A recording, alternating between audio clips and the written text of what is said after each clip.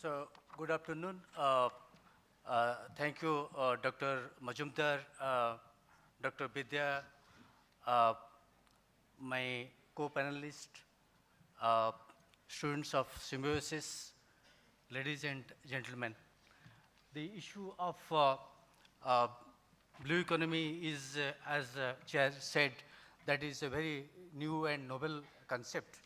And it has attracted global debate on this issue. And now this has gone so much upscaled, so much that it is a matter of global governance. Why it is becoming more important is that as students of economics, we have read about different models, Haradomer, Solo Swan, and several others talking about growth, how to have high growth in different countries. And later on, the discussion came around climate change. So for the first time, that blue economy concept has really combined both these concepts, that how you can have sustainable growth with ensuring that environmental sustainability is there. So the concept is very much acceptable to developed and developing countries, and it has got large opportunities that if you pursue this development strategy, then it can really open up new areas in terms of have very high income generation, investment, trade, employment. You name them, I think in all areas we can have really massive growth.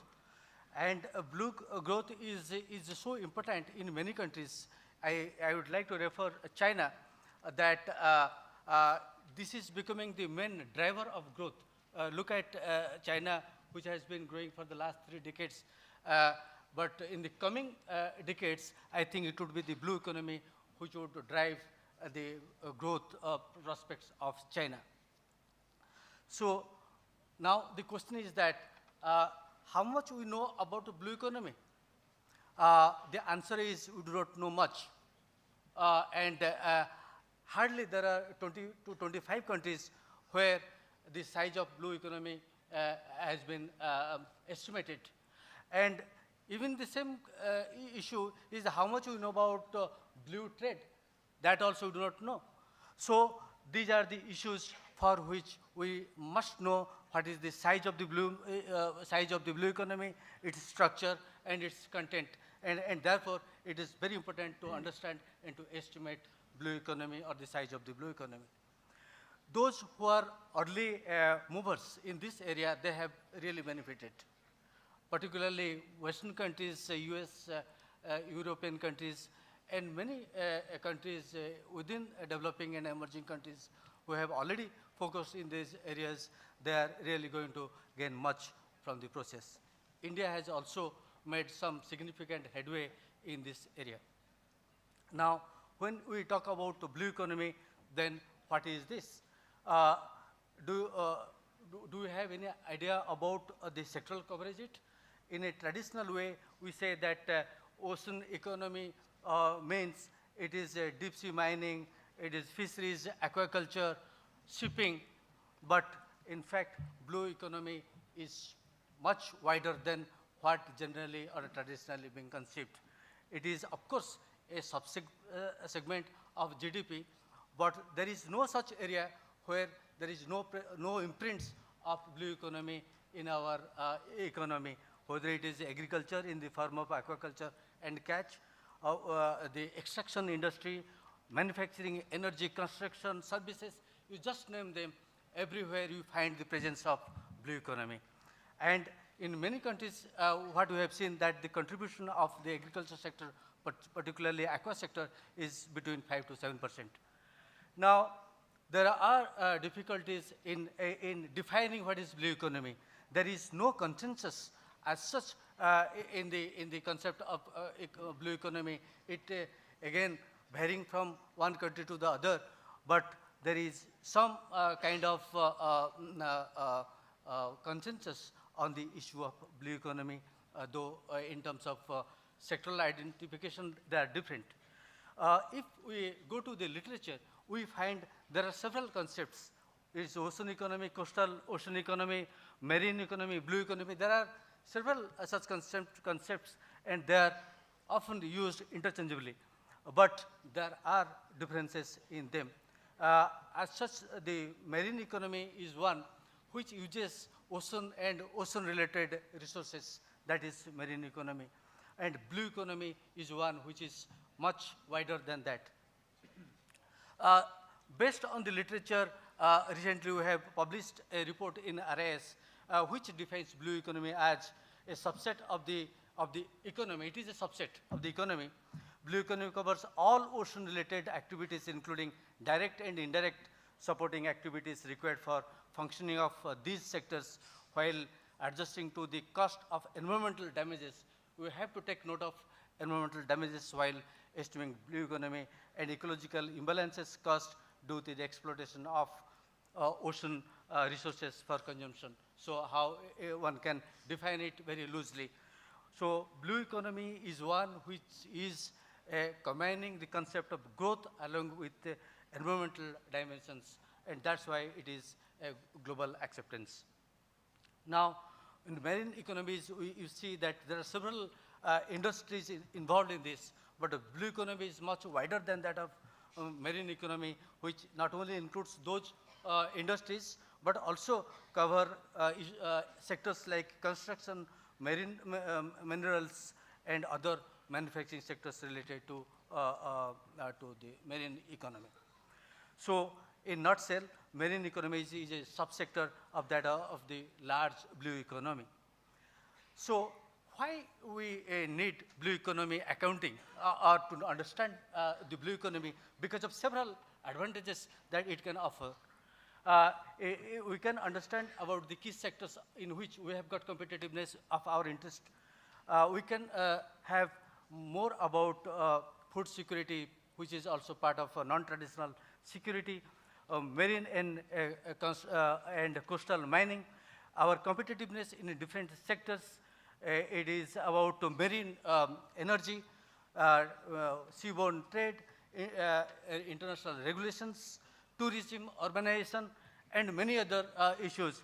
But the most important issue is about the investment planning in different sectors to get the maximum benefit and the use of private sector. Now, estimation of blue economy, I don't want to take it further, but one thing is that the pioneering work have been done by US and OECD for the last 40 years. They have been working in this area, but the estimation of blue economy is not that easy the way US and OECD have done, because they have used separate industrial classification to identify the marine economies. So, for example, in the US, they have used SIC and NICS classifications to identify the specific sectors related to marine sector, which we don't have that kind of access, or our blue economic accounting is not using this particular classification so that we can easily estimate the size of the blue economy. So now in OECD also have used the blue economy accounting for several purposes, for employment generation, for science and technology, for green growth, for several sectors they have been using it.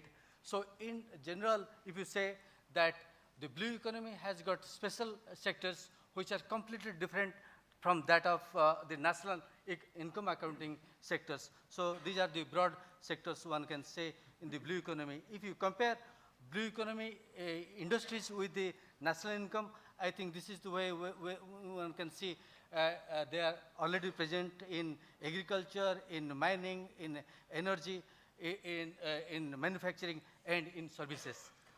So as I said, that the accounting process are different in US and EU and other countries. So we can say that the areas where they differ and the areas where they, in the middle one, the areas where they converge in terms of accepting the areas of blue sector. In India, we have included not only these sectors, we have also included aquatic plants while estimating the size of the blue economy. So these are the some of the issues where it is important. But the most important aspect is that there is no stylized facts about the blue economy.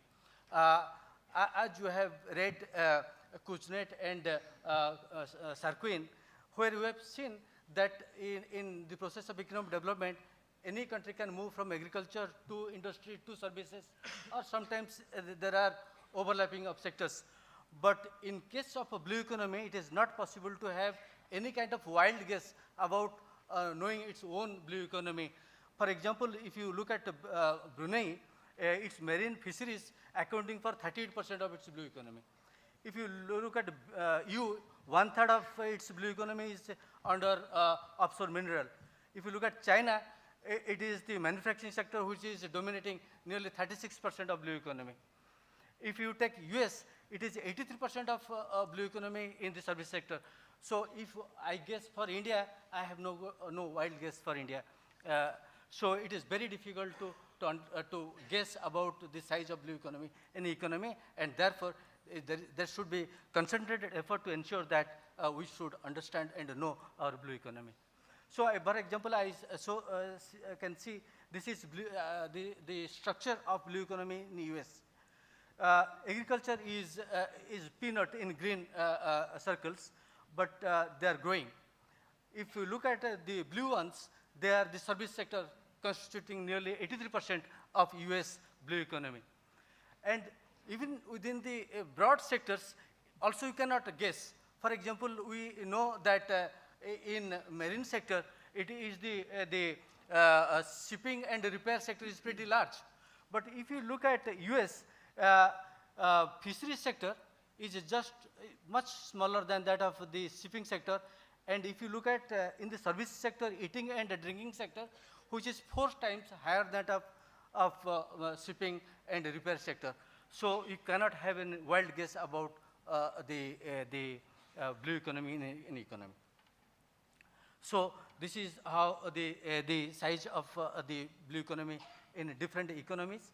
I just wanted to show you some sectors in the agriculture. Also, there is no stylized facts that one can see between catch and aquaculture.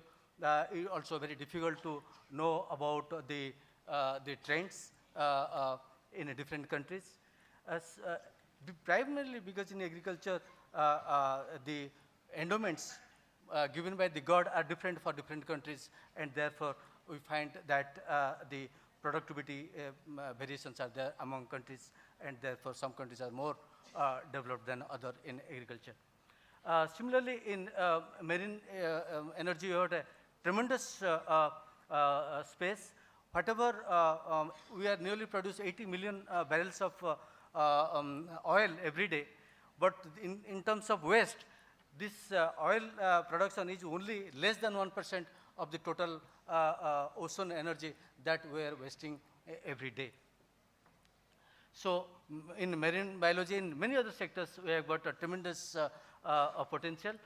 There is now, Chair said about the Rio summit, and there in subsequent summits, you can see that growing awareness about the global governance related to blue economy and the use of ocean sector.